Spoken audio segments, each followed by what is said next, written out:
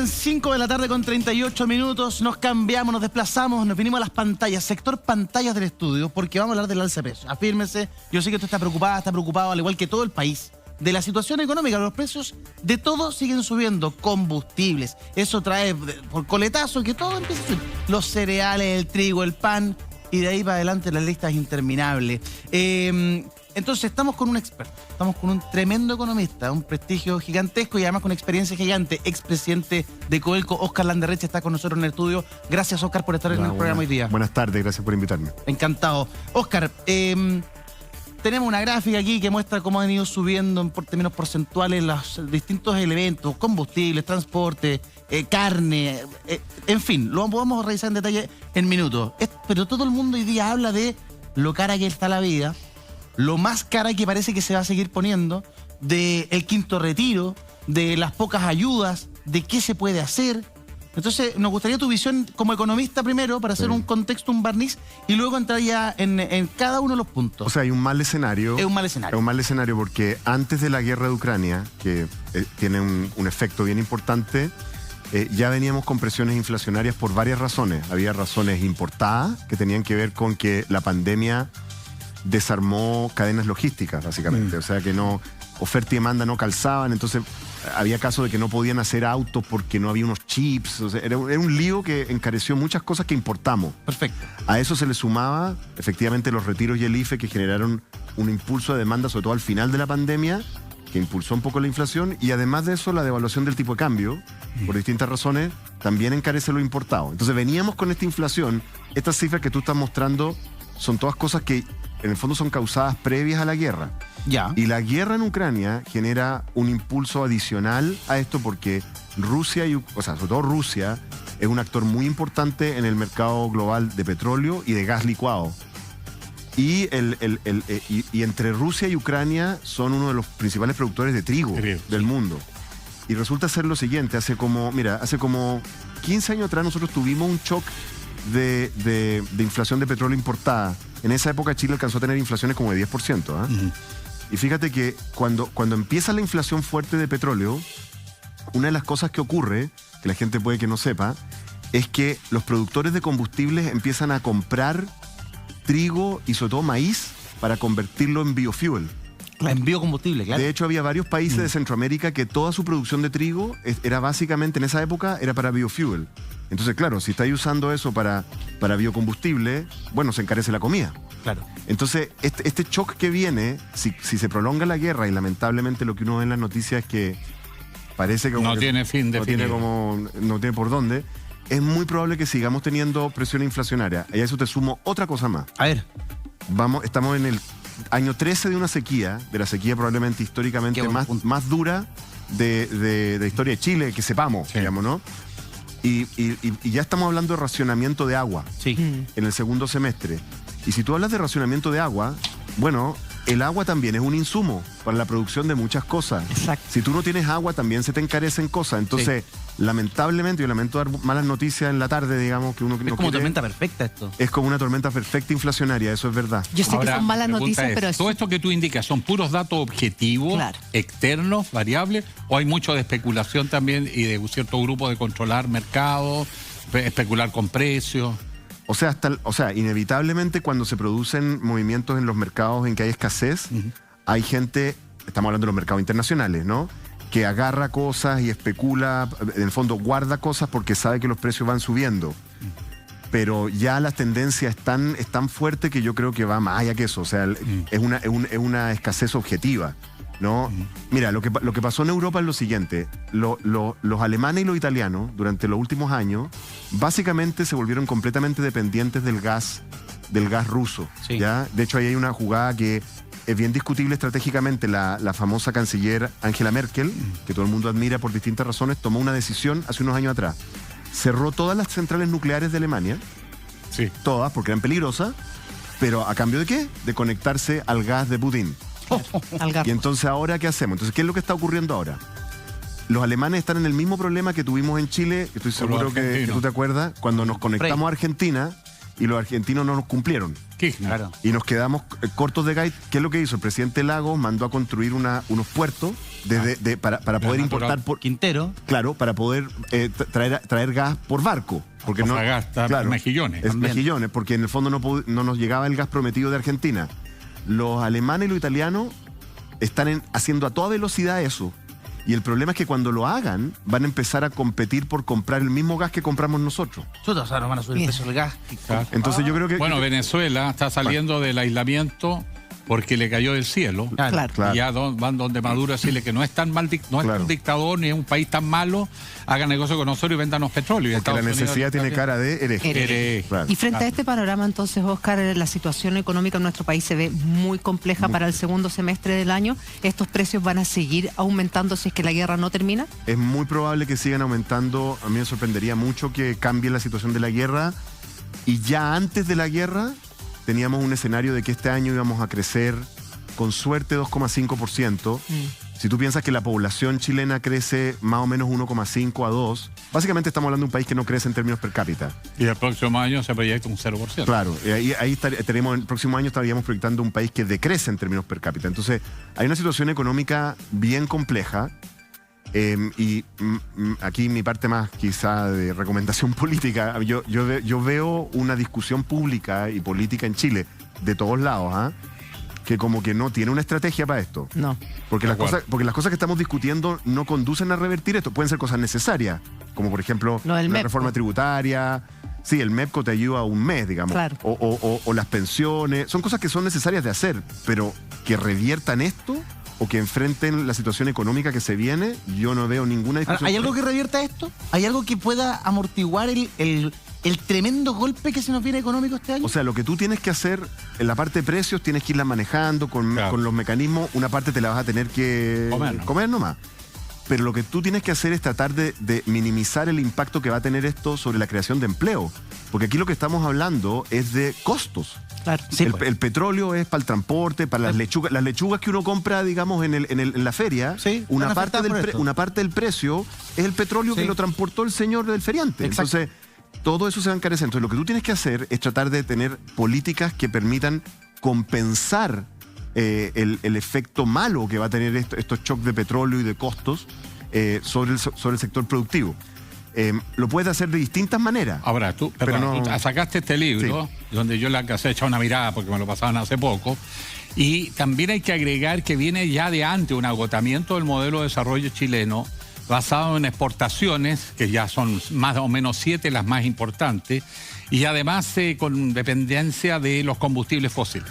Pero eso también nos abre oportunidad, porque nosotros habíamos tomado en el gobierno Bachelet una reforma de la cual me siento muy orgulloso, porque yo era presidente de la Comisión de Minería y Energía, y me tocó trabajar con el ministro Pacheco Mate.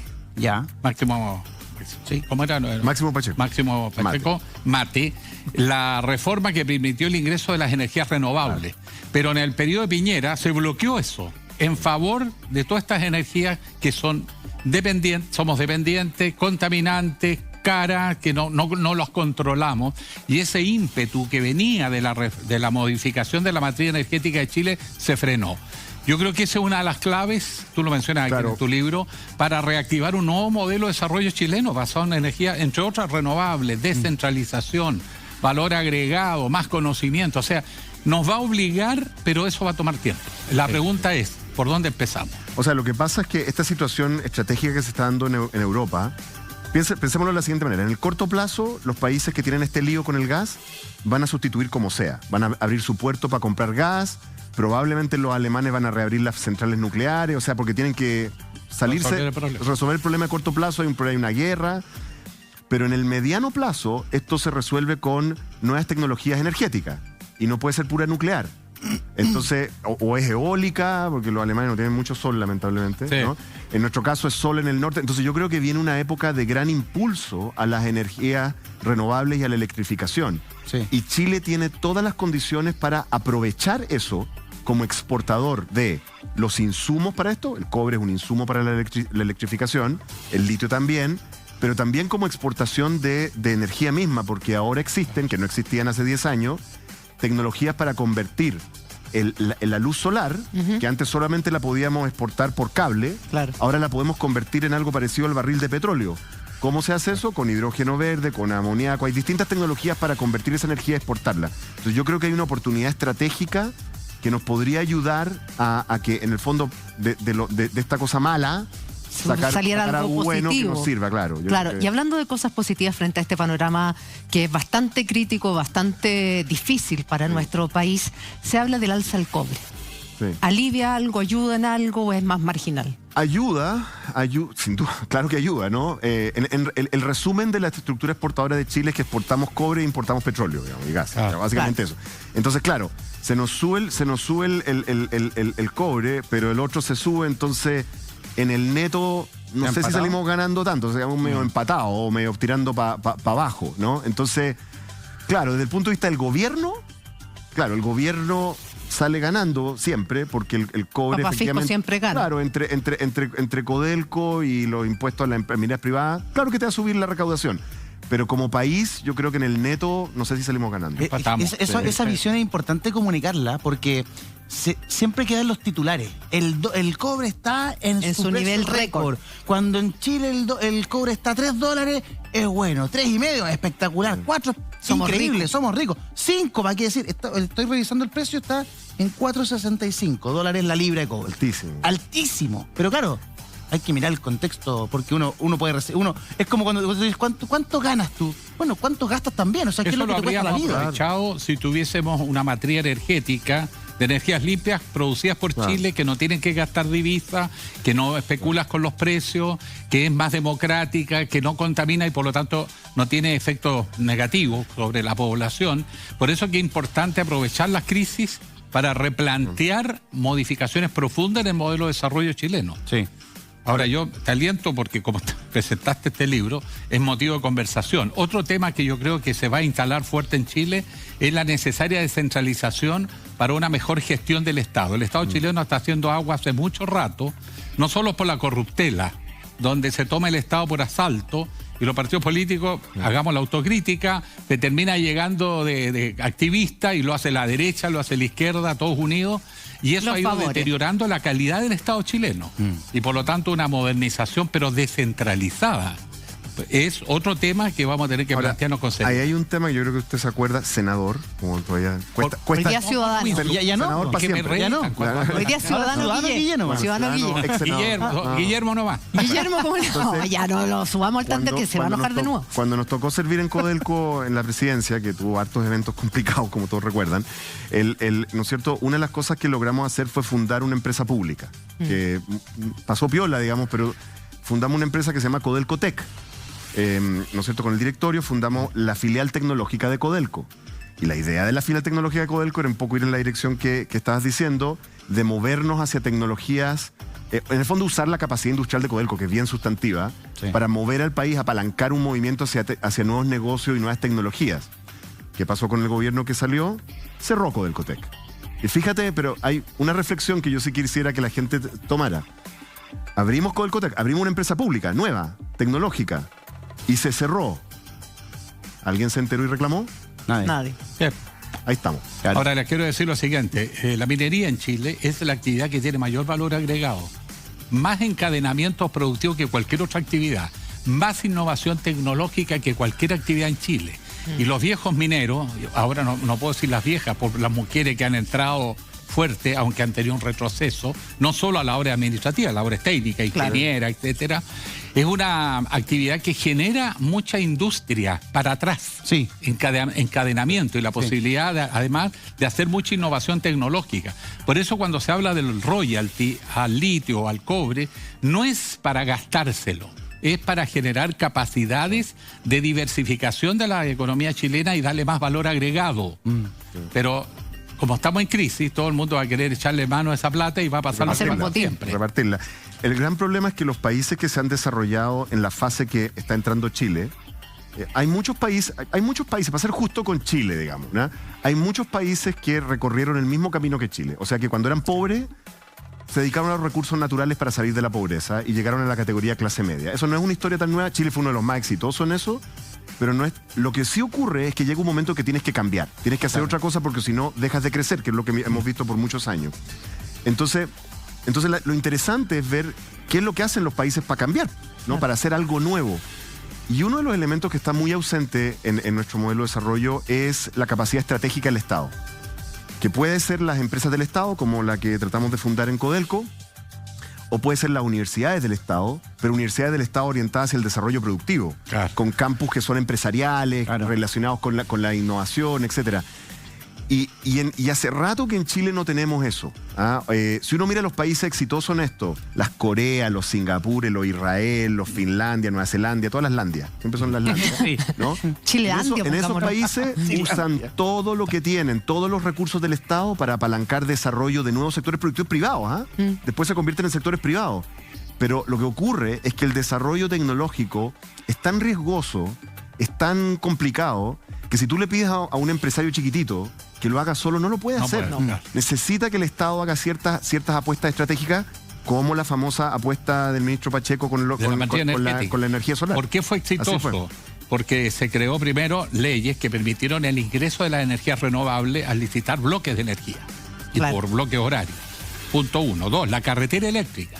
Entonces tú no tienes que crear una carretera cuando generas energía para llegar a los consumidores, sino que usa esa carretera pública para llegar con tu producto. Esa es una manera donde un Estado va generando una infraestructura crítica para permitir a los privados generar el emprendimiento, porque un privado no te puede No le da, hacer no tiene cómo. instalar unas plantas y después más encima instalar una especie de como guitarra, ¿no? Cada uno con su propia línea de Muy transmisión. ineficiente. Entonces Y ahí es si- donde tiene que ser la colaboración Y público-privada. si recuerda, hubo un momento después de las reformas de Pacheco que Chile era el líder mundial en inversión en energía solar. Y eso se fue muriendo. ¿Por qué? Porque si no mantienes el impulso como lo que yo llamo como una mirada desarrollista del Estado, ¿no? De que el rol del Estado es desarrollar la economía, como eso se pierde un poco, se nos